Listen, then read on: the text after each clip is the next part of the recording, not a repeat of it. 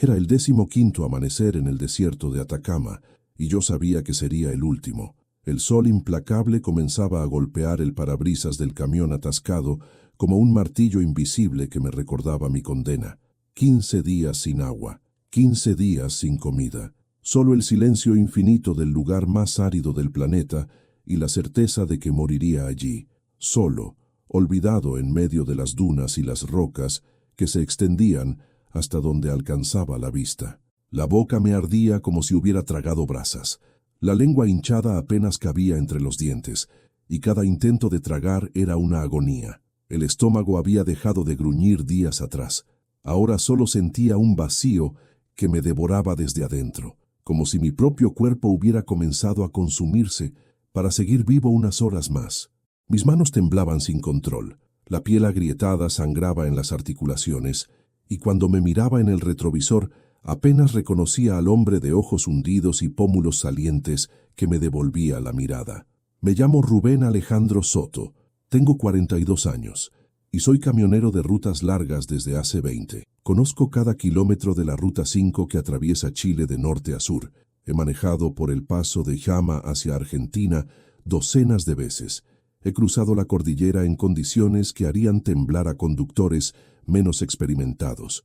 Me enorgullecía de ser uno de los mejores, cumplido, responsable, con un récord impecable de entregas a tiempo. Pero el desierto de Atacama no respeta currículums ni experiencia. Aquí, un simple error mecánico te convierte en cadáver. Salí de Antofagasta el 8 de marzo de 2019 con una carga de repuestos mineros destinada a Calama, una ruta que había recorrido cientos de veces. Son aproximadamente 215 kilómetros por la ruta del Loa, un trayecto que normalmente tomo 3 horas en completar con paradas incluidas. La carga estaba bien asegurada, el camión recién revisado, el tanque lleno, todo estaba bajo control, o eso creía. Decidí tomar un atajo por caminos secundarios del desierto, una ruta que algunos camioneros veteranos usábamos para evitar el tráfico pesado y los peajes de la vía principal. Era una decisión que había tomado docenas de veces sin problemas, un desvío de tierra compactada que cortaba unos 30 kilómetros y me ahorraba 2 horas de viaje, pero esta vez, a unos 80 kilómetros de Calama, en medio de la vastedad más absoluta del Atacama, escuché un ruido metálico horrible que venía del motor. El camión comenzó a perder potencia gradualmente. El motor tosía como si estuviera ahogándose, y antes de que pudiera reaccionar, se apagó completamente. Me detuve en medio de la nada. Ni una sola construcción visible en el horizonte, ni cables eléctricos, ni señales de vida humana. Solo rocas, arena y el cielo azul más intenso que había visto en mi vida. El silencio que siguió fue tan absoluto que podía escuchar mi propio corazón latiendo acelerado por la preocupación. Bajé de la cabina y abrí el capó con la confianza de quien ha resuelto cientos de problemas mecánicos en la carretera. Pero lo que vi me heló la sangre. La correa de distribución se había roto completamente, y al hacerlo, había dañado el sistema de inyección. No era una reparación que pudiera hacer con las herramientas básicas que llevaba. Necesitaba un mecánico especializado, repuestos que no tenía, y sobre todo, necesitaba salir de ese lugar maldito. Intenté usar el teléfono celular, pero como era de esperarse en esa región remota del desierto, no había señal alguna. La radio del camión tampoco funcionaba. Al parecer, el fallo eléctrico había afectado más sistemas de los que pensaba. Estaba completamente incomunicado en uno de los lugares más inhóspitos del planeta. Alguien pasará, me dije tratando de mantener la calma. Es solo cuestión de esperar. Pero pasaron horas, luego el día completo, luego la noche, y ningún vehículo apareció por ese camino secundario que tan pocos usaban. El primer día no me preocupé demasiado. Tenía provisiones suficientes, 2 garrafas de 5 litros de agua, algunas latas de atún, galletas, fruta. Podía sobrevivir varios días esperando ayuda. Si alguna vez te has sentido completamente solo frente al peligro, sabes que es en esos momentos cuando buscamos algo más grande que nosotros mismos. Deja tu comentario contando cómo enfrentaste tus momentos más difíciles. El segundo día, caminé varios kilómetros en ambas direcciones del camino buscando señal telefónica, alguna elevación desde donde pudiera divisar ayuda, cualquier indicio de civilización. Nada. Solo más desierto, más rocas, más silencio. El calor durante el día era insoportable, superaba fácilmente los 35 grados y el sol golpeaba con una intensidad que me obligaba a refugiarme bajo la sombra del camión cada pocas horas. Por las noches, la temperatura caía brutalmente hasta cerca de 0 grados y temblaba envuelto en las mantas que llevaba para dormir. El tercer día, comencé a racionar el agua estrictamente. 2 garrafas de 10 litros sonaban suficientes, pero en el calor del Atacama el cuerpo necesita al menos 3 litros diarios para funcionar. Hice cálculos mentales. Si bebía solo medio litro al día, podría extender las provisiones durante 20 días. 20 días era tiempo más que suficiente para que alguien pasara, para que me encontraran, para que la empresa notara mi desaparición y enviara equipos de búsqueda. Pero el agua se fue más rápido de lo calculado. El calor extremo, la ansiedad, el esfuerzo físico de intentar reparar el camión, todo conspiraba para aumentar mi sed. Al quinto día, las 2 garrafas estaban vacías. Bebí hasta la última gota, sabiendo que acababa de cruzar el umbral entre la esperanza y la desesperación real. Intenté recoger el rocío de las mañanas con pedazos de tela, una técnica de supervivencia que había visto en documentales, pero el Atacama es el desierto más seco del mundo por una razón. Prácticamente no hay humedad en el aire. Las telas permanecían secas incluso después de dejarlas toda la noche. Busqué cactus que pudieran contener agua, pero la vegetación era casi inexistente en esa zona. La comida duró hasta el 7º día. Las latas de atún, las galletas, la fruta que había llevado, todo se agotó demasiado rápido. Sin agua, comer se volvía casi imposible de todas formas. La boca seca, no podía tragar sólidos sin provocar arcadas dolorosas. Fue entonces cuando el miedo real comenzó a instalarse. No era el miedo superficial de los primeros días, cuando aún creía que todo se resolvería pronto. Era el miedo visceral, primitivo, de saber que estaba muriendo lentamente en el lugar más desolado de la tierra. Me crié en La Serena, en una familia católica tradicional donde mi abuela Dolores era el pilar espiritual. Ella tenía una devoción especial por Nuestra Señora de Guadalupe, una devoción que había traído desde México después de una peregrinación que hizo en su juventud. En la cocina de su casa siempre hubo una imagen de la Virgen morena con su manto estrellado, rodeada de flores frescas que cambiaba cada semana. «Rubén, mijito», me decía cuando era niño, «la Virgencita de Guadalupe cuida a todos sus hijos, especialmente a los que están lejos de casa, a los que viajan por caminos peligrosos». Yo asentía respetuosamente, pero nunca fui devoto como ella. Mi fe era tibia, rutinaria, más cultural que genuina. Iba a misa en Navidad y Semana Santa porque era lo que se esperaba, pero los santos, las vírgenes, los milagros, todo eso me parecía folclore pintoresco más que realidad espiritual. Era un hombre práctico, creía en la mecánica, en la experiencia, en el trabajo duro. Las oraciones me parecían consuelo psicológico para quienes no podían resolver sus problemas por sí mismos. Pero ahí, tirado bajo la sombra de mi camión muerto en el 15º día sin agua ni comida, con la lengua tan hinchada que apenas podía cerrar la boca, con alucinaciones que me mostraban oasis inexistentes en el horizonte, comencé a recordar las palabras de mi abuela como si las estuviera escuchando en tiempo real. La Virgencita nunca abandona a sus hijos, Rubén. Cuando todo parezca perdido, cuando no haya salida humana posible, ella estará ahí.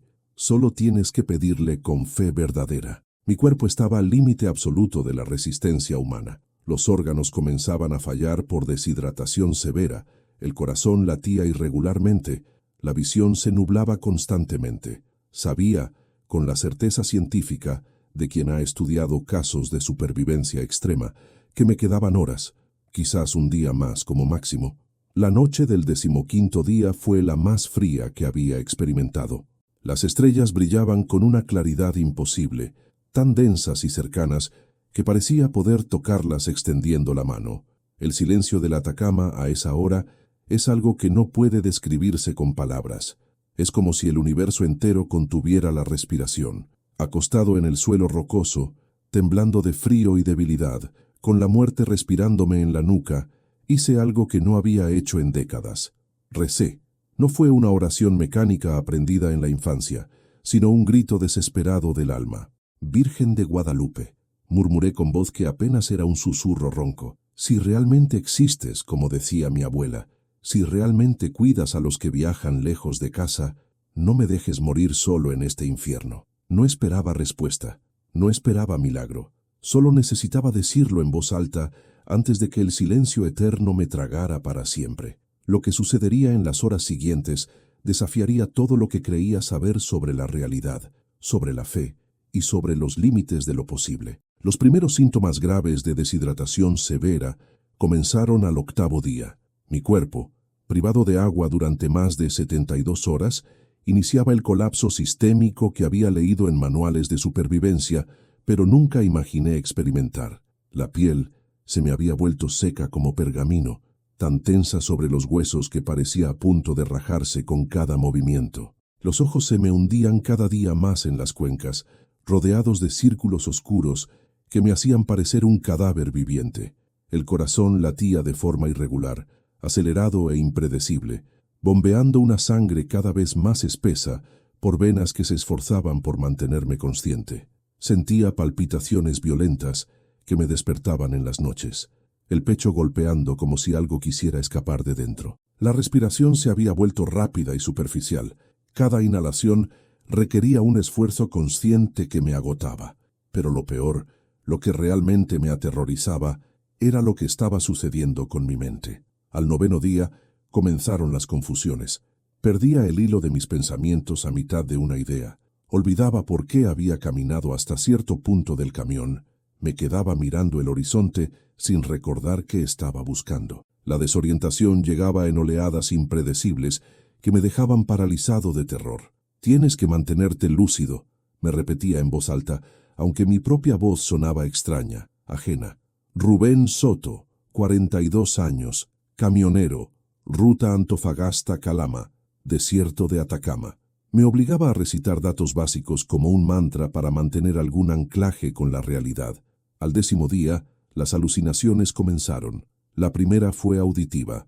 Escuché claramente el motor de un camión aproximándose, tan real que me puse de pie de un salto y agité los brazos desesperadamente. Pero no había nada. El silencio del desierto permanecía intacto, burlándose de mi esperanza. Luego vinieron las visuales. Veía charcos de agua brillando en las rocas a lo lejos, tan reales que podía jurar ver las ondas en su superficie. Caminaba hacia ellos con las pocas fuerzas que me quedaban, solo para encontrar más piedras secas. Una vez vi una gasolinera completa en el horizonte, con su letrero luminoso y personas moviéndose. Caminé casi 1 kilómetro en esa dirección antes de colapsar exhausto, comprendiendo que había perseguido otro espejismo cruel. ¿Has experimentado alguna vez una situación límite donde tu cuerpo y mente llegaron al extremo? Comparte tu experiencia en los comentarios y ayuda a otros a entender el valor de la fe en momentos desesperados. La deshidratación severa estaba destruyendo mi capacidad cognitiva sistemáticamente. Las células cerebrales, privadas de hidratación, no pueden funcionar correctamente. Aparecen delirios, alucinaciones, comportamientos irracionales. Durante las noches del 11º y 12º día, cuando el frío me hacía tiritar violentamente, comenzaba a tener conversaciones completas con personas que no estaban allí. Hablaba con mi abuela Dolores como si estuviera sentada junto a mí en la cabina del camión. «Abuelita», le decía con voz quebrada, «tenías razón sobre todo, sobre la Virgen, sobre la fe, sobre que hay cosas más importantes que la mecánica y las rutas». Y podía escucharla responderme con su voz dulce: «Ay, mijito, siempre lo supe, pero cada quien tiene que aprender a su manera aunque duela». Recordaba las palabras exactas de mi abuela cuando cumplí 18 años y recibí mi primera licencia de conductor profesional. Me había regalado una pequeña imagen de Nuestra Señora de Guadalupe, enmarcada en un cuadrito de madera, con un imán para pegarla en el tablero del camión. «Rubén, mi amor», me había dicho con solemnidad, «la morenita del Tepeyac es la patrona de todos los mexicanos, pero especialmente de los que andamos en caminos peligrosos. Ella protegió a Juan Diego cuando nadie creía en él, y te va a proteger a ti cuando estés lejos de casa. Ponla en tu camión y rézale cada vez que salgas a la carretera». Yo había aceptado el regalo con cariño, pero sin fe real. La imagen estuvo pegada en mi tablero durante años, pero nunca le recé. Era solo un adorno más, una concesión al cariño de mi abuela.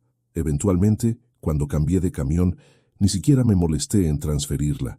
Se quedó en el camión viejo que vendí, abandonada como había abandonado la fe que representaba. Ahora, tirado en el polvo del Atacama muriendo de sed, ese recuerdo me torturaba con arrepentimiento punzante. ¿Cuántas veces la Virgen había estado ahí silenciosa, esperando que le hablara? ¿Cuántas veces había ignorado su presencia protectora por pura soberbia? Mi familia era católica de la manera más común: bautizos, primeras comuniones, matrimonios en la iglesia, misas en Navidad, pero era una fe social más que espiritual. Mi padre, también camionero, era incluso más escéptico que yo. La Virgen no arregla motores, Rubén, me decía cuando veía a otros conductores persignándose antes de arrancar. Esa filosofía pragmática había sido mi guía durante 20 años de carretera. Confiaba en mi experiencia, en el mantenimiento del camión, en mi capacidad para resolver problemas. Los santos y las vírgenes eran para quienes no tenían confianza en sí mismos, pensaba con arrogancia. Pero ahora, con cada órgano de mi cuerpo fallando sistemáticamente, comprendía la estupidez monumental de esa arrogancia. Toda mi experiencia no servía de nada. Todo mi conocimiento mecánico era inútil sin herramientas. Mi confianza en mí mismo se había revelado como la ilusión que siempre fue. Al 13º día, ya no podía caminar. Las piernas simplemente no me sostenían. Me arrastraba del camión a las rocas cercanas buscando sombra. Cada movimiento era agonía, cada respiración un esfuerzo consciente que me acercaba más al final. La lengua se me había hinchado tanto que apenas cabía en la boca. La saliva había dejado de existir. Mi boca era una cueva seca donde la lengua se pegaba al paladar. Intentar tragar era imposible, y cuando lo intentaba, el dolor era tan intenso que prefería mantenerme inmóvil con la boca entreabierta, jadeando como animal herido. Durante el 14º día, las alucinaciones se volvieron casi constantes.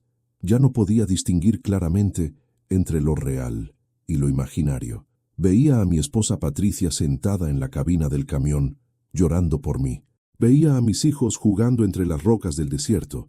Veía a mi abuela Dolores caminando hacia mí con un vaso de agua, su rostro lleno de compasión maternal. «Toma, mijito», me decía en la alucinación, «bebe y descansa. La Virgencita te está cuidando». Yo extendía las manos temblorosas hacia el vaso inexistente, y cuando mis dedos tocaban solo aire, la desilusión era tan devastadora que quería morir ahí mismo. La tarde del 14º día, cuando el sol comenzaba a descender tiñendo el cielo de naranjas y rojos imposibles, me arrastré hasta la sombra del camión y me acosté boca arriba mirando el cielo infinito del Atacama. Sabía con certeza médica que no vería otro amanecer.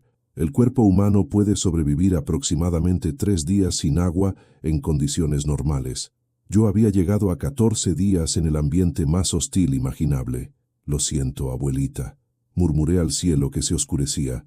«Tenías razón sobre todo, y yo fui demasiado terco para escuchar». Las estrellas comenzaban a aparecer, primero tímidamente, luego en cascadas luminosas que convertían el cielo nocturno en un espectáculo que quitaba el aliento incluso a un moribundo. Cerré los ojos, preparándome para el sueño final, del que sabía que no despertaría. Mi última oración fue un pensamiento fragmentado dirigido a la Virgen que había ignorado toda mi vida. «Guadalupe, perdón, si existes, cuida de mi familia». Pero el sueño no vino. En su lugar llegó la noche más larga de mi vida, la noche donde todo cambiaría, la noche del 15º día, cuando lo imposible se volvería real. La noche del 15º día cayó sobre el Atacama, con esa oscuridad absoluta que solo existe en los desiertos más remotos del planeta. Sin contaminación lumínica de ningún tipo, sin luna visible, las estrellas brillaban con una intensidad que parecía sobrenatural, como si el universo entero se hubiera inclinado para observar mi agonía final. Yacía inmóvil en el suelo rocoso junto al camión, incapaz siquiera de arrastrarme de regreso a la cabina. Mi cuerpo había cruzado el umbral biológico del que normalmente no se regresa. Cada latido del corazón era irregular, doloroso, como si el órgano estuviera realizando sus últimos esfuerzos antes de rendirse definitivamente. La respiración se había vuelto tan superficial que apenas movía el pecho. Curiosamente, el miedo había desaparecido. En su lugar sentía una extraña paz que no podía explicar racionalmente. Era como si mi conciencia se hubiera separado ligeramente de mi cuerpo sufriente, observando el proceso de morir con una serenidad que contrastaba brutalmente con el pánico de los días anteriores. Más tarde, entendería que esto es común en las experiencias cercanas a la muerte, una sensación de calma profunda que reemplaza al terror cuando el fin se acerca inevitablemente. Ya está, pensé con claridad sorprendente. Esto es morir, y en lugar de desesperación, sentí algo parecido al alivio. El sufrimiento estaba terminando, el cuerpo torturado finalmente descansaría, pero entonces, en ese momento de aceptación absoluta, los recuerdos comenzaron a inundar mi mente con una intensidad que jamás había experimentado. No eran recuerdos ordinarios, fragmentados y confusos.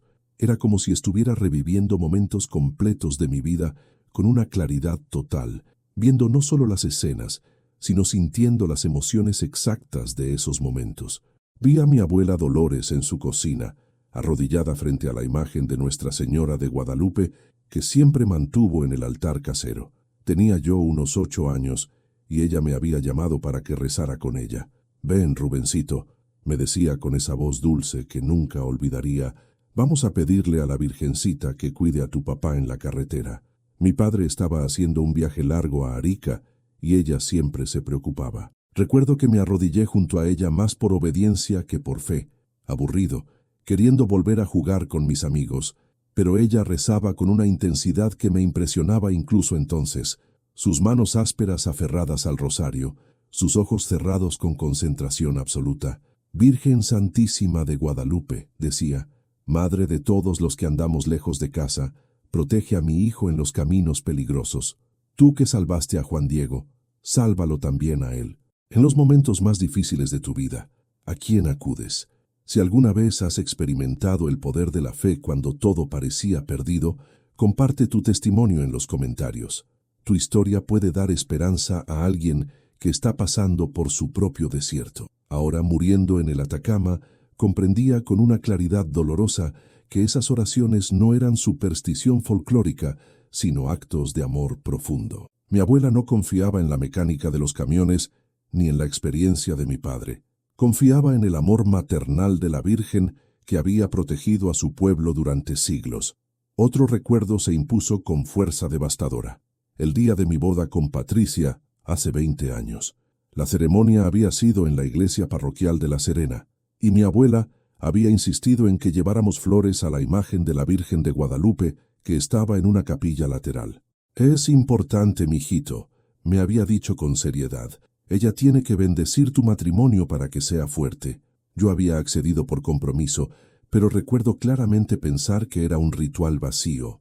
Lo importante era Patricia y yo, nuestro amor, nuestro compromiso mutuo. Las vírgenes y los santos eran decoración tradicional, no fuerzas reales en nuestras vidas. Pero ahora, con la mente extrañamente lúcida en el umbral de la muerte, recordaba la mirada de mi abuela al depositar las flores.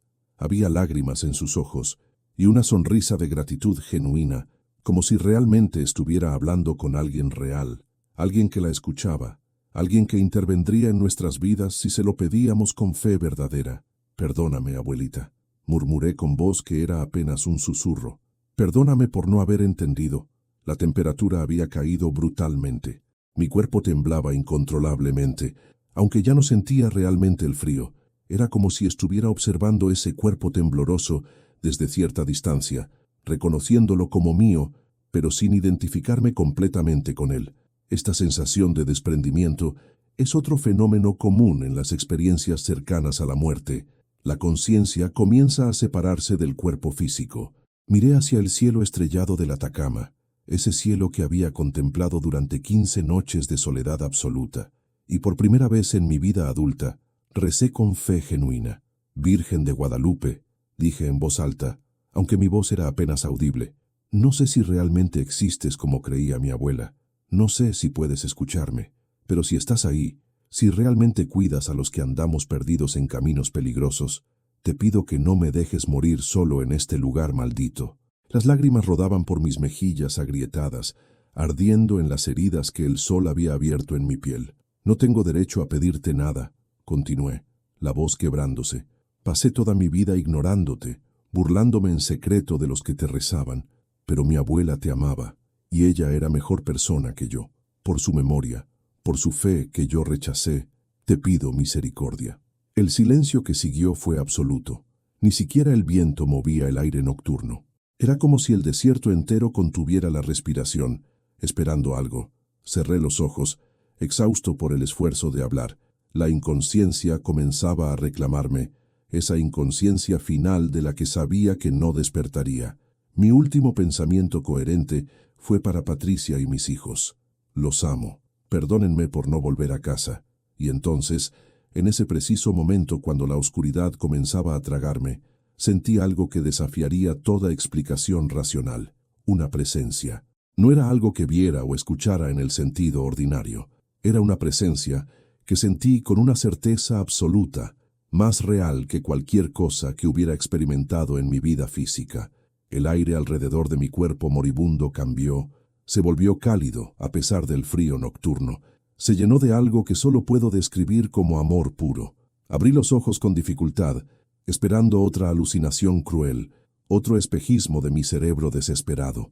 Pero lo que vi no era producto de la deshidratación ni del delirio. Era tan real, tan sólido, tan innegablemente presente, que cada fibra de mi ser lo reconoció instantáneamente.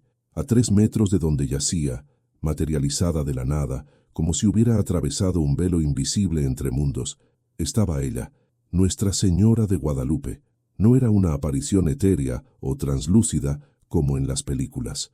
Era tridimensional, sólida, real, con una intensidad que hacía que todo lo demás pareciera menos real por comparación. Llevaba su manto azul estrellado exactamente como en todas las imágenes que había visto desde niño, pero con una riqueza de color y detalle que ninguna reproducción humana podría capturar. Su túnica rosa brillaba con luz propia, como si estuviera tejida con rayos de sol del amanecer. Pero lo que más me impactó, lo que me hizo comprender instantáneamente que esto no era alucinación, sino realidad sobrenatural, fueron sus ojos.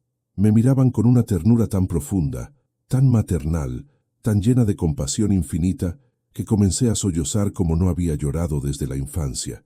En esos ojos vi todo, comprensión completa de mi sufrimiento, perdón absoluto por mis décadas de escepticismo, amor incondicional que no exigía méritos ni penitencias.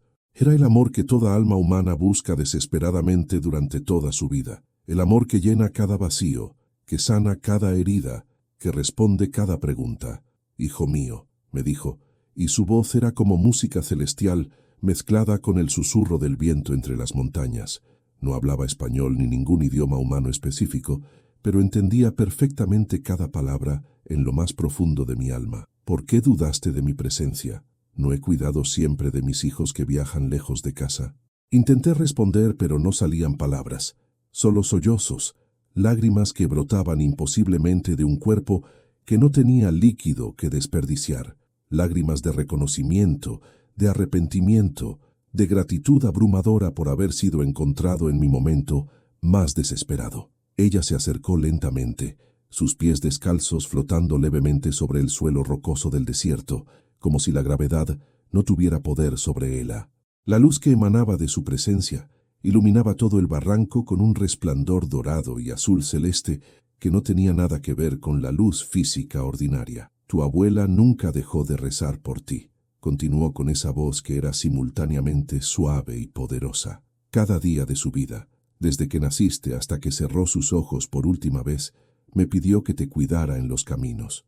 Sus oraciones subieron hasta el cielo como incienso fragante, y ahora es tiempo de responderlas». Se arrodilló junto a mi cuerpo quebrado, y su presencia cerca era tan abrumadoramente hermosa que pensé que moriría no de deshidratación, sino de pura felicidad. Extendió su mano derecha hacia mi frente, y cuando sus dedos me tocaron, sentí una ola de energía vital que recorrió todo mi cuerpo como electricidad divina. «Vivirás, Rubén», me dijo con autoridad absoluta. «No es tu tiempo aún. Tienes que regresar y contar lo que has visto aquí, para que otros sepan que yo sigo cuidando a mis hijos, especialmente a los más perdidos, a los más desesperados, a los que claman mi nombre cuando todo parece terminado. Lo que sucedió en los minutos siguientes desafiaría todas las leyes de la física, de la biología, de la medicina. Sería el milagro que transformaría no solo mi vida, sino la de cientos de personas que escucharían mi testimonio en los años venideros. La noche del 15º día en el Atacama estaba a punto de convertirse en la noche del milagro más grande de mi vida. El toque de su mano en mi frente fue como si 1000 soles hubieran explotado dentro de mi cuerpo moribundo. Una ola de energía vital, cálida y poderosa, comenzó a fluir desde el punto donde sus dedos me tocaban, extendiéndose por cada célula, cada tejido, cada órgano que había estado fallando sistemáticamente durante 15 días de agonía. No era calor físico ordinario, era algo más profundo, más fundamental. Era la esencia misma de la vida siendo restaurada a un nivel celular que desafiaba toda explicación médica o científica.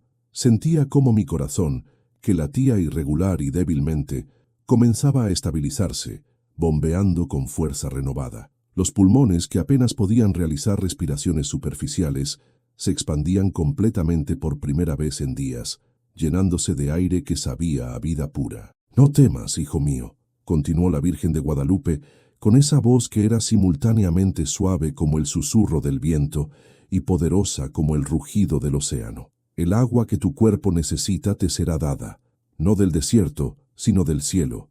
La comida que restaurará tu fuerza vendrá no de la tierra, sino de la gracia divina». Mientras hablaba, algo imposible comenzó a suceder. De la palma de su mano derecha, todavía posada sobre mi frente, comenzaron a brotar gotas de un líquido cristalino que brillaba con luz propia. No era agua ordinaria del mundo físico, era algo más puro, más vital, como si fuera la esencia concentrada de toda el agua que había existido desde la creación del universo. Las gotas caían sobre mis labios agrietados y resecos, y en el momento en que tocaban mi lengua hinchada, experimentaba una explosión de sabor que no puedo describir con palabras humanas. Era dulce pero no empalagoso, fresco pero no frío, y cada gota que tragaba se multiplicaba dentro de mi cuerpo, como si una sola gota contuviera océanos enteros de hidratación. Si esta historia te está conmoviendo, compártela ahora mismo. Alguien en tu lista de contactos necesita saber que los milagros de Nuestra Señora de Guadalupe siguen sucediendo hoy. Tu simple acción de compartir puede ser el instrumento que la Virgen use para tocar un corazón desesperado. La transformación fue instantánea y total. La lengua, que segundos antes estaba tan hinchada que no cabía en mi boca, comenzó a reducirse a su tamaño normal. La saliva, inexistente durante días, volvió a fluir. La garganta, seca como papel de lija, se humedeció permitiéndome tragar sin dolor. La piel, agrietada y tensa como cuero viejo, recuperó su elasticidad natural ante mis propios ojos. Podía sentir cómo cada célula de mi cuerpo, deshidratada hasta el punto de colapso total, se llenaba nuevamente de vida. Los riñones, que habían dejado de producir orina días atrás, comenzaron a funcionar otra vez. El corazón bombeaba sangre que milagrosamente se volvía menos espesa, fluyendo con facilidad renovada por venas que se expandían saludablemente. El cerebro, privado de oxígeno y nutrientes durante tanto tiempo, se aclaraba con una lucidez que no había experimentado en 2 semanas. «Levántate», me ordenó Nuestra Señora de Guadalupe, con autoridad maternal absoluta, retirando su mano de mi frente y extendiéndola hacia mí en gesto de ayuda. «El que cree en mi Hijo y confía en mi intercesión, nunca permanecerá postrado en el polvo de la desesperación». Obedecí sin cuestionar, aunque segundos antes había sido físicamente imposible para mí mover siquiera un dedo. Pero ahora, con fuerza que fluía desde alguna fuente sobrenatural, me puse de rodillas primero, luego, apoyándome en su mano extendida, me puse completamente de pie. Las piernas, que no habían podido sostenerme durante días, ahora me sostenían firmemente, los músculos recuperando instantáneamente la fuerza que la inanición había destruido. Me quedé allí parado, tambaleándome ligeramente, mirando el rostro de la Virgen María bajo su advocación guadalupana, con una mezcla de asombro, gratitud y amor tan profundos que las lágrimas corrían libremente por mis mejillas. Pero estas lágrimas eran diferentes a las anteriores. Eran lágrimas de alegría pura, de reconocimiento del amor divino, de comprensión visceral de que estaba presenciando lo que los santos y místicos han experimentado durante siglos. «Mira», me dijo ella, señalando hacia el camión que había sido mi prisión durante 15 días. «Tu vehículo será restaurado así como tu cuerpo ha sido restaurado. Pero recuerda siempre, no fue la mecánica lo que te salvó, sino la fe. No fue tu experiencia lo que te rescató, sino la misericordia divina respondiendo a las oraciones de tu abuela que nunca dejó de interceder por ti». Mientras hablaba, una luz dorada comenzó a emanar de su presencia, extendiéndose hacia el camión averiado.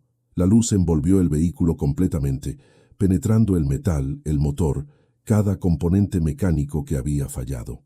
Y entonces, en un momento que me hizo caer nuevamente de rodillas en adoración absoluta, escuché el sonido imposible del motor arrancando espontáneamente, rugiendo con potencia perfecta, como si acabara de salir de la fábrica. «¿Cómo?», comencé a preguntar, pero ella levantó su mano en gesto que pedía silencio. «No preguntes cómo, hijo mío», me dijo con infinita paciencia. «Los caminos de Dios son misteriosos y sus milagros trascienden la comprensión humana. Lo que importa no es entender sino creer, no es explicar sino testificar, porque de esto se trata tu salvación esta noche, no solo para que sigas viviendo, sino para que cuentes a otros lo que has visto y experimentado». Se arrodilló junto a mí, y en ese momento de intimidad sobrenatural, me habló al corazón de manera que cada palabra quedara grabada para siempre en mi alma. «Rubén, durante 20 años viajaste por los caminos de Chile, confiando solo en ti mismo, en tu experiencia, en tu conocimiento mecánico. Despreciaste las oraciones de tu abuela, ignoraste mi presencia protectora, consideraste la fe como debilidad de los que no pueden valerse por sí mismos. Pero ahora has aprendido la verdad que toda alma eventualmente debe aprender. El ser humano, solo, es demasiado frágil para sobrevivir. Necesitas a Dios. Necesitas mi intercesión maternal. Necesitas la comunidad de fe que sostiene a los que viajan por caminos peligrosos. Volverás a Antofagasta mañana», continuó, «y contarás este milagro a todos los que quieran escuchar. Algunos creerán inmediatamente, porque sus corazones están abiertos. Otros dudarán porque sus mentes están cerradas. Pero tu testimonio plantará semillas que germinarán en su momento divino. Y especialmente debes hablar a los camioneros, tus hermanos de la carretera, porque muchos de ellos viajan como tú viajabas, confiando solo en su experiencia, ignorando la protección celestial que está disponible para todos los que la piden con fe sincera». Extendió nuevamente su mano, esta vez colocándola sobre mi pecho, directamente sobre mi corazón. Sentí otra ola de energía divina, pero esta era diferente. No era física, sino espiritual. Era como si ella estuviera grabando algo permanentemente en mi alma. Una marca invisible, pero absolutamente real, que me identificaría para siempre como testigo de su poder milagroso. «Te doy mi bendición especial», me dijo solemnemente. «A partir de esta noche, llevarás mi presencia contigo donde quiera que vayas. Cuando otros camioneros te vean, verán también mi protección sobre ti. Cuando cuentes tu testimonio, yo hablaré a través de tus palabras. Cuando dudes o tengas miedo, recordarás esta noche y encontrarás fortaleza en el recuerdo de que yo te salvé cuando la muerte era inevitable». Las lágrimas seguían corriendo por mis mejillas mientras absorbía cada palabra, cada promesa, cada bendición. Mi corazón estaba tan lleno de gratitud que sentía que explotaría. «Gracias, madre mía», logré decir con voz quebrada por la emoción. «Gracias por no haberme abandonado cuando yo te abandoné durante tantos años. Gracias por responder las oraciones de mi abuela. Gracias por este milagro que no merezco, pero que recibo con humildad absoluta». Ella sonrió, y esa sonrisa contenía todo el amor maternal del universo, concentrado en un solo gesto. «Ninguno de mis hijos merece los milagros que recibe», me dijo con ternura infinita. «Los milagros no son recompensas por méritos, sino manifestaciones de amor gratuito, demostración visible de que Dios nunca abandona a sus hijos, ni siquiera cuando ellos lo abandonan a Él». Lentamente, su forma comenzó a volverse translúcida, como si estuviera regresando al reino celestial del que había venido. La luz dorada y azul celeste, que emanaba de su presencia, se intensificó hasta volverse casi cegadora, llenando todo el barranco del desierto con un resplandor que transformaba las rocas áridas en algo parecido al jardín del Edén. «No me olvides nunca, Rubén», fueron sus últimas palabras audibles. «Y recuerda, yo camino siempre junto a los que viajan lejos de casa. Solo necesitan invocar mi nombre con fe verdadera». Y entonces, en un último destello de luz celestial que iluminó el cielo nocturno del Atacama, como si 1000 auroras boreales hubieran explotado simultáneamente, ella desapareció. El silencio del desierto regresó, pero era un silencio diferente, ya no amenazante sino pacífico, lleno de la presencia invisible pero absolutamente real de lo sagrado. Me quedé arrodillado durante varios minutos eternos, asimilando lo que acababa de experimentar. Mi cuerpo, que minutos antes estaba a punto de morir por deshidratación extrema, ahora se sentía más fuerte y saludable que nunca en mi vida. No tenía hambre, aunque no había comido en 8 días. No tenía sed, aunque había pasado 15 días sin agua. Era como si el contacto divino hubiera satisfecho no solo mis necesidades físicas inmediatas, sino también hubiera dejado un reservorio de energía que me sostendría durante días. Me puse de pie lentamente y caminé hacia el camión que ahora ronroneaba perfectamente, el motor funcionando como si nunca hubiera fallado. Abrí la puerta de la cabina y me senté en el asiento del conductor, las manos todavía temblando, no de debilidad, sino de asombro reverencial. En el tablero donde años atrás había estado la imagen de Nuestra Señora de Guadalupe, que mi abuela me regaló, ahora brillaba una pequeña luz dorada que no venía de ninguna fuente física. Era como si la Virgen hubiera dejado una señal permanente de su presencia, un recordatorio visible de que nunca más viajaría solo por los caminos de Chile. Miré hacia el cielo del desierto, ahora lleno de estrellas que brillaban con alegría cósmica, y pronuncié la promesa que mantendría por el resto de mi vida. Nunca olvidaré, madre mía, contaré este milagro hasta mi último aliento, y nunca más viajaré sin invocar tu nombre y pedir tu protección. El amanecer del 16º día estaba comenzando a iluminar el horizonte oriental del Atacama, cuando puse el camión en marcha y comencé el viaje de regreso hacia la civilización, hacia mi familia, hacia la vida que había estado a punto de perder para siempre. Pero ya no era el mismo hombre que había salido de Antofagasta 15 días atrás. Era un testigo viviente del poder milagroso de Nuestra Señora de Guadalupe, transformado para siempre por el encuentro más extraordinario que un ser humano puede experimentar, el contacto directo con lo divino. El sol del amanecer del 16º día pintaba el horizonte del Atacama con tonos naranjas y dorados, mientras conducía mi camión milagrosamente restaurado por la misma ruta donde había estado atrapado durante 15 días infernales. Pero ahora, cada kilómetro que avanzaba era un testimonio viviente del poder sobrenatural de Nuestra Señora de Guadalupe. Mi cuerpo, que debería haber estado muerto según todas las leyes médicas conocidas, se sentía más fuerte y vital que nunca. Llegué a Antofagasta exactamente 36 horas después de la aparición, cuando Patricia abrió la puerta de nuestra casa y me vio parado allí, vivo, saludable. Su rostro pasó por una secuencia de emociones imposibles de describir: incredulidad, shock, alivio y finalmente alegría explosiva. Se lanzó a mis brazos llorando incontrolablemente. «Rubén, mi amor, pensamos que habías muerto», sollozaba contra mi pecho.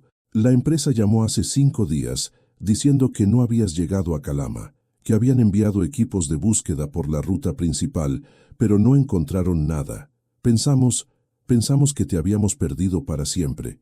Mis hijos, Sebastián de 12 años y Valentina de 9, corrieron desde sus habitaciones y se aferraron a mis piernas, también llorando. La escena familiar me rompió el corazón y simultáneamente lo llenó de gratitud infinita hacia la Virgen que me había devuelto a mi familia cuando todo parecía perdido.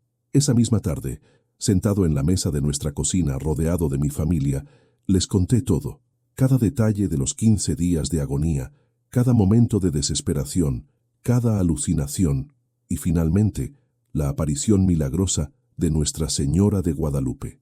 Patricia me escuchaba con los ojos muy abiertos, aferrándose a mi mano como si temiera que desapareciera si me soltaba. «¿De verdad la viste?», me preguntó con voz temblorosa. ¿La Virgen realmente se te apareció como a Juan Diego? Tan real como te estoy viendo ahora, le respondí con convicción absoluta. Más real incluso. Era como si todo lo demás fuera sombra, y solo ella fuera verdaderamente sólida, verdaderamente real. Me tocó, me sanó, restauró el camión con su poder divino. Patricia, pasé 15 días sin agua ni comida en el desierto más árido del planeta. Médicamente era imposible que sobreviviera, pero aquí estoy, y no tengo ni una sola secuela física. Si este testimonio te ha conmovido profundamente, no lo guardes para ti. Compártelo ahora mismo para que otros conozcan el poder real de Nuestra Señora de Guadalupe. Tu acción de compartir puede ser exactamente lo que alguien necesita hoy para renovar su fe. La noticia de mi supervivencia milagrosa se extendió como fuego por la comunidad de camioneros del norte de Chile. Una semana después de mi regreso, el sindicato de transportistas me invitó a dar mi testimonio en su reunión mensual. Más de 200 camioneros veteranos llenaron el salón, muchos de ellos escépticos como yo había sido, hombres rudos acostumbrados a confiar solo en la mecánica y la experiencia. Hablé durante casi 2 horas, sin notas, dejando que las palabras fluyeran directamente de mi corazón transformado. Les mostré las fotos que había tomado del lugar exacto donde ocurrió el milagro, del camión que había fallado mecánicamente, pero que ahora funcionaba perfectamente sin haber sido reparado físicamente. Les mostré los registros médicos posteriores, que confirmaban que mi cuerpo no mostraba ningún daño permanente por deshidratación extrema prolongada, algo que los doctores consideraban científicamente imposible. El silencio en ese salón, lleno de hombres duros, era absoluto. Muchos tenían lágrimas corriendo por rostros curtidos por décadas de sol y viento. Cuando terminé, un camionero llamado Mauricio Contreras, conocido por ser particularmente escéptico respecto a cuestiones religiosas, se puso de pie. «Rubén», me dijo con voz quebrada por la emoción, «yo he pasado toda mi vida burlándome de los que rezaban antes de salir a la carretera. Pensaba que eran débiles, supersticiosos, pero tu testimonio, lo que te pasó, no tiene explicación racional. Y si la Virgen hizo eso por ti, quizás también me cuidaría a mí si se lo pidiera». Esa noche, más de 50 camioneros se comprometieron públicamente a comenzar a invocar la protección de Nuestra Señora de Guadalupe antes de cada viaje. Fue el inicio de un movimiento que transformaría la cultura espiritual de los transportistas del norte chileno. 3 meses después del milagro, con el apoyo del sindicato de camioneros y la bendición del obispo de Antofagasta, organizamos una expedición al lugar exacto donde había ocurrido la aparición. 47 personas, entre camioneros, sus familias y devotos guadalupanos, hicimos el viaje hasta ese barranco remoto del Atacama que había sido el escenario de mi muerte casi segura y mi salvación milagrosa. Cuando llegamos al lugar, algo extraordinario nos esperaba. En el punto exacto donde la Virgen había aparecido, había brotado un pequeño manantial de agua cristalina. En el desierto de Atacama, el lugar más seco del planeta, donde no llueve durante décadas, había agua fluyendo del suelo rocoso sin explicación hidrológica posible. Los geólogos que posteriormente estudiaron el fenómeno no pudieron explicar su origen. «Es otro milagro», murmuró Patricia a mi lado, sus ojos llenos de lágrimas de asombro. «La Virgen dejó una señal permanente de su presencia aquí». Con permiso de las autoridades locales y el apoyo de la diócesis, comenzamos la construcción de una pequeña capilla en ese lugar. La llamamos Santuario de Nuestra Señora de Guadalupe del Desierto. Fue construida por los propios camioneros durante sus días libres, cada piedra colocada con devoción, cada viga levantada con oración. La inauguración, 6 meses después del milagro, atrajo a más de 500 personas. El santuario se convirtió rápidamente en lugar de peregrinación para camioneros de todo Chile y países vecinos. Cada mes, docenas de conductores se desvían de sus rutas para detenerse allí, rezar ante la imagen de Nuestra Señora de Guadalupe que colocamos en el altar, beber del manantial milagroso y dejar ofrendas de gratitud por viajes seguros. Las paredes de la capilla se llenaron gradualmente de placas de agradecimiento, fotografías, pequeñas réplicas de camiones dejadas por conductores que atribuyen su seguridad a la intercesión de la Virgen. Gracias, Virgen de Guadalupe, por protegerme en la Ruta 5, dice una. Salvaste a mi esposo de un accidente mortal, dice otra. 40 años en la carretera sin incidentes gracias a tu protección, proclama una tercera. Mi abuela Dolores había fallecido 5 años antes del milagro, pero después de mi experiencia, visité su tumba con frecuencia. Me arrodillaba junto a su lápida y le hablaba como si pudiera escucharme. Abuelita, le decía, tenías razón sobre todo. La Virgen era real, su poder es real, y tus oraciones me salvaron cuando yo había perdido toda esperanza. Lamento haber despreciado tu fe durante tantos años, pero ahora entiendo, y pasaré el resto de mi vida honrando tu memoria viviendo la devoción que tú me enseñaste, pero que yo rechacé. En el segundo aniversario del milagro, organizamos una peregrinación masiva al santuario. Más de 2000 personas caminaron los últimos 5 kilómetros hasta la capilla, muchos descalzos como signo de devoción, otros cargando cruces o imágenes de la Virgen. Fue una manifestación de fe popular que conmovió incluso a observadores seculares que cubrían el evento para medios locales. Durante la misa de celebración, el obispo Tomás Carrasco compartió palabras que resonaron profundamente en mi alma. El milagro de Rubén nos recuerda que Nuestra Señora de Guadalupe no es una imagen del pasado, sino una madre viva que sigue cuidando a sus hijos hoy. Ella camina especialmente junto a los que viajan lejos de casa, los que enfrentan peligros en carreteras solitarias, los que necesitan protección en lugares remotos. Solo necesitamos invocar su nombre con fe verdadera. Han pasado ya 6 años desde aquella noche, del 15º día cuando la muerte era inevitable y la salvación llegó de los cielos. Sigo trabajando como camionero, pero ahora cada viaje comienza con una oración en el santuario del desierto. Llevo siempre una imagen de Nuestra Señora de Guadalupe en mi tablero y antes de arrancar el motor, rezo: Madre mía, protégeme en este viaje como me protegiste aquella noche en el Atacama. Mauricio Contreras, el camionero escéptico que se conmovió con mi testimonio, tuvo su propio encuentro con la gracia guadalupana 2 años después de mi milagro. Su camión perdió los frenos bajando una pendiente peligrosa de la cordillera, pero en lugar de precipitarse al abismo, el vehículo se detuvo misteriosamente, como si manos invisibles lo hubieran sujetado. Ahora él también da testimonio del poder protector de la Virgen. El sindicato de camioneros adoptó oficialmente a Nuestra Señora de Guadalupe como su patrona especial. Cada 12 de diciembre, día de su fiesta, organizamos una caravana de camiones decorados con flores y banderas hasta el santuario del desierto. Es un espectáculo de fe y devoción que atrae a miles de personas. Mi familia fue transformada completamente por el milagro. Sebastián, que ahora tiene 18 años, está estudiando para ser sacerdote. Dice que quiere dedicar su vida a hablar sobre el amor maternal de la Virgen María. Valentina, de 15 años, organiza grupos de oración guadalupanos en su escuela. Patricia se convirtió en catequista parroquial, enseñando a niños sobre las apariciones marianas y los milagros modernos.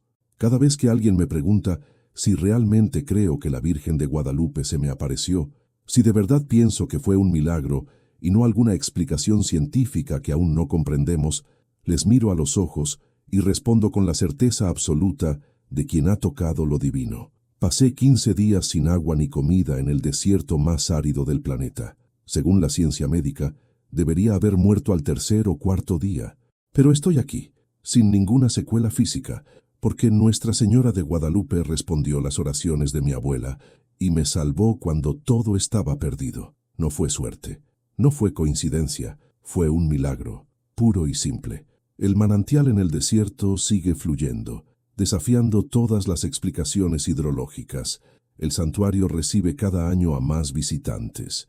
Los testimonios de protección milagrosa en las carreteras se multiplican. Y yo sigo viajando por las rutas de Chile, ya no como el escéptico arrogante que confiaba solo en sí mismo, sino como testigo viviente del amor maternal de la Virgen de Guadalupe, que nunca abandona a sus hijos. Porque al final, hermanos que escuchan mi testimonio, la fe no se trata de entender todos los misterios con la razón humana. Se trata de reconocer que hay un amor más grande que nosotros, una protección divina que nos acompaña en los momentos más oscuros, una Madre Celestial que responde cuando clamamos desde el fondo de nuestra desesperación. La Virgen de Guadalupe vive, camina entre nosotros en los desiertos de Chile y sigue salvando vidas de maneras que desafían la lógica, pero que llenan el alma de certeza absoluta. Lo sé porque yo soy una de esas vidas salvadas, transformadas, bendecidas por su amor maternal, que no conoce límites ni condiciones. Si este testimonio transformó tu perspectiva sobre el poder real de Nuestra Señora de Guadalupe, compártelo con todos tus contactos. La Virgen usa nuestros testimonios compartidos para seguir obrando milagros en corazones que buscan esperanza. Suscríbete para más historias auténticas de fe que cambiarán tu vida para siempre.